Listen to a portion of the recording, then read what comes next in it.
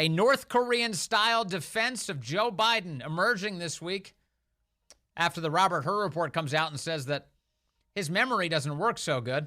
In fact, a jury was unlikely to find him guilty of any crimes because of the sympathetic trauma that exists within his brain. Now, the White House and all of its defenders are rushing around saying that Joe Biden is the smartest, most capable man to walk the earth. And that Robert Hur is not a neurologist, so he doesn't get to tell us that Biden was forgetting simple things like the date he was the vice president or the date of his son's passing. Here to talk about the are you a neurologist or a neuroscientist defense is David Strom, associate editor at Hot Air, joins us on the phone. Hello, David. Good to talk to you, sir. You are my favorite radio host, and that is not a boast. That is just absolutely a fact. Well, not to belabor this point that brings me joy, but why? Why am I your favorite host? It's actually more for the conversations we've had off the air than on the air. Although, don't tell people that. Now they're going to think they're missing something. Oh, my gosh. You are just one of the smartest radio hosts I've ever talked to. Enough. I mean, your listeners are lucky. We're in a big studio, but not big enough to contain the size of my head after that. Thank you, David. Hey, let me get drill down here with you. There is an interesting defense popping up that suddenly you need to be a neurologist or a neuroscientist to be able to assess whether or not Joe Biden is with it. This is a similar defense that we've noticed that the left has wielded before when they refuse to admit the obvious about someone's gender. They say something like, well, I'm not a biologist. Yes.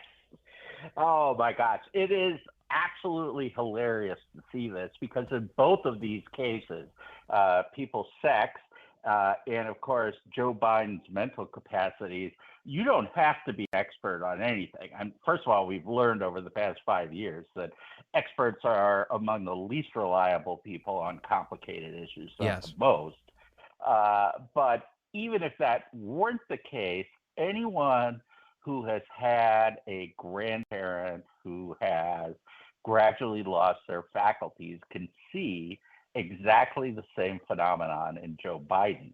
And so it doesn't take an expert. It doesn't take a neuroscientist. It takes, life experience.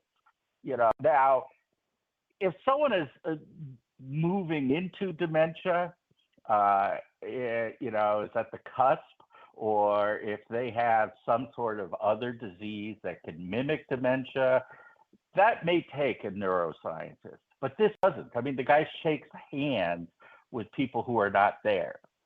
So, I mean, he's not all there. We know that. Everybody knows that. 86% of the country says that they can see it before their eyes. Yeah, and these aren't close calls. This is not like, some sort of subtle scientific assessment. When Robert Hur says that he can't remember the years that he was vice president of the United States, that's a massive red flag that doesn't require a medical school education. Yeah, I mean, the real story here is not Joe Biden because it's not news. Everybody knows it. The real story is that the mainstream media has gone into overdrive to hide a very basic, very obvious fact. I mean, they have this infinite, faith in what I call the narrative. They believe that reality is what you say it is. And if you just say it often enough and loud enough, that somehow it makes it true, or at the very least, other people will believe it. Well, the only person who can do that is not even a person. That's God. Only God can use words to conjure something into existence. The rest of us live within his existence, right? So, but the left has this kind of this view that actually they're God. And if they just say it, it becomes true. Yeah, this really, I mean, not to get too deep into philosophy or anything, although that's what I studied way back when. This really goes back to the argument that came out in the late 19th century that God is dead, and therefore we can revalue everything. There is no standard by which things can be judged. And so we can make them up. And really the history of the last 130, 140 years has been a massive argument over precisely that. And the left has gone 100% all in on the idea that reality is what we say it is, which is how you wind up with absurdities like there being, 87 or 142 or God knows how many genders, because there is nothing to which reality is rooted. Mm-hmm. And so, to me, the most interesting thing here is that you've got, on the one hand, an elite that's members of this super highly educated class who actually do nothing. There's no sort of physical connection to reality. No. Talking is what they do. No. And then you've got ordinary people for whom, going against reality slaps them in the face. Actual direct experience matters. And, for those of us who have actually had to sit down and take care of someone with dementia, we can look and say, yeah, that person is clearly, they're on the other side of that line. What And role? that's where we are with, What role do Go you ahead. think Jill Biden plays in all of this? Dr. Jill. Oh my gosh. In fact, a perfect example is, the discussion about whether, who put Joe Biden out after the Her report and he made such a fool of himself. I think that was Joe Biden. I think that Jill is desperate to hold on. Both of them have inferiority complexes, right? She's Dr. Jill Biden. And, Joe Biden is constantly telling you that his IQ is higher than anyone else's. It's because neither of them really believes that. They have to prove it. And so she's desperate to remain first lady because it bolsters her ego. She's essentially riding Joe Biden's coattails in the same way that Hunter Biden has been living off his father's name all this time. And it's because, to a certain extent, their lives are empty without all the pomp and circumstance. Yeah, we're living with the consequences of that insecurity and that desire. Yeah, and at this point, and I am not inclined to feel sorry for Joe Biden because he's been, a bad force in American politics for, decades. But at this point, we really are looking at elder abuse. He's constantly being humiliated in public. It makes you feel uncomfortable to see the president of the United States wandering around on stage, wondering where he's supposed to stand. Yes. Falling asleep, in the midst of a press conference with a world leader. It's embarrassing for us. It's embarrassing for him. We have conversations now about, whether he lost control of his bowels with the Pope. And I don't know that it's true or not, but let's face it. People look at that and say, well, that's plausible. Right. It's plausible enough for you to be like, oh, that's unfortunate. I hope that didn't happen, but you can't be certain. Now, on his health and having a doctor actually assess him, the White House did announce yesterday that they will be rigging the next physical. They said there will be no cognitive test administered, obviously because they would like to avoid the outcome of that cognitive test going public. Here's how Coringe described it. We do this this year, this third year. Does the White House think that the idea of the president taking a cognition test, a cognitive test, as a part of this physical is a legitimate idea, particularly just on the heels of the special counsel report, more polling, as my colleague Selena just mentioned, showing that many American people have concerns about that? Look, I got this question last week as well, and I'm just going to say what Dr. O'Connor, it's kind of what he said to me about a year ago when the report came out last year, obviously on his physical, which is the president proves every day how he operates. He proves every day how he operates. Yeah. So that should settle that matter. No cognitive test necessary, David Strom. That was one of the great jokes. Although for me, the number one proof that Joe Biden has dementia is that Alejandro Mayorkas said he didn't.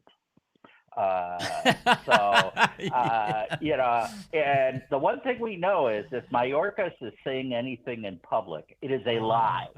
You know, that's right. Our as border good is as- secure and Joe Biden is of sound mind. Yes, I'm with you. Yeah, Mayorkas. That's right. He's like the last guy you'd want to send out to defend you. No, thanks, Alejandro. Just sit this one out. That's it. No, that's true. So Biden's mental state is gone. Now, here's the thing. It's funny to watch the White House's response to all of this is to say that it's the Justice Department who is undertaking a political attack against Joe Biden. In fact, yesterday, Corinne's referred to as Robert Hur as a Republican, obviously. Take a listen to this. When can we talk to the president's doctor, and how come he hasn't been, or they haven't been asked to come out here and talk with us, given the Hur report that challenges the president's mental fitness? So look, you know, just to speak to the Hur report really, really quickly. Special Counsel Hur is, as far as I remember, is obviously a Republican. He's a Republican. So you can discount everything he says, obviously. The person who was empowered by Joe Biden's attorney general. Yeah, well, in fact, there's, you know, subterranean in Washington, there's an attack going on against Merrick Garland as someone who is undermining Joe Biden, which strikes me as quite the joke. You know, Merrick Garland has not been quite as loyal as Bobby Kennedy was to his brother, but he comes close, you know. And the only reason why the special prosecutor was actually appointed is that they were going after Trump for exactly the same issue. And so he was in an absolute bind. And, you know, at the end of the day, Joe Biden got off. Yes. This was a political rescue operation for Joe Biden, orchestrated by Merrick Garland, and Robert Hur was the vehicle through which he did it. And in fact, look at what the report says. They're not charging Joe. Problem solved. Oh, yeah. That, you know, in fact, that was their very first spin on this, was just he was exonerated. And the problem with that is that the, you know, very first sentence of the report is essentially Joe Biden committed a crime. Yes. And there's more than enough evidence to show that he committed a crime. And actually, he committed a crime far greater than the one that Trump is accused of, you know, carrying on for years with top secret documents that have sources and methods. And so there needed to be an explanation for why. Yes, and he wasn't president of the United States. There's a huge category difference here in terms of the handling of these kinds of documents. He was vice president, and prior to that, a senator, stole classified documents throughout that time, and now wants credit for turning them in nearly 4 decades or something later. It's ridiculous. But that's the Joe Biden way. And I just want to ask you about this Merrick Garland thing, because I have noticed, and I did expect, I was saying it last week, get ready, here come the attacks on Merrick Garland. Here they are. And among the reasons Joe Biden apparently is angry at Merrick Garland is, one, for allowing this detail about his brain to make its way through Robert Hur's report to the public. 2, for not doing enough to protect Hunter Biden, although, of course, the Justice Department has moved heaven and earth to give him broad immunity. It was only a judge who caught all of this, who stopped that from happening. And 3, he's upset that Merrick Garland hasn't successfully gotten a Trump conviction prior to the election yet. He was hoping that the timetable would move more quickly so that they could rig the election. I don't know how it gets much more transparent that this is as corrupt as it gets. Yeah, well, that really, and there has not been enough coverage of that. I mean, it is out there that Joe Biden is upset at Merrick Garland for not putting Donald Trump in jail yet. You know, we really have entered banana republic territory and have been there for, I think, sometime back into the Obama administration, when they started spying on reporters. And of course, you had the IRS going after, denying conservatives, nonprofit status, all of that. And it has just gotten worse and worse, to the point now where, there are people in the mainstream media who are basically saying, well, we're in a national emergency, so we shouldn't have to obey the laws. I mean, Trump is just such an existential threat that we should toss out all, the Constitution. And that's where we are. Yeah, which is why a vote for Trump is a vote to save democracy, not to end it. Thank you. Absolutely. David Strom over at Hot Air. Always great to talk to you, sir. I do always enjoy our conversations. Thank you very much.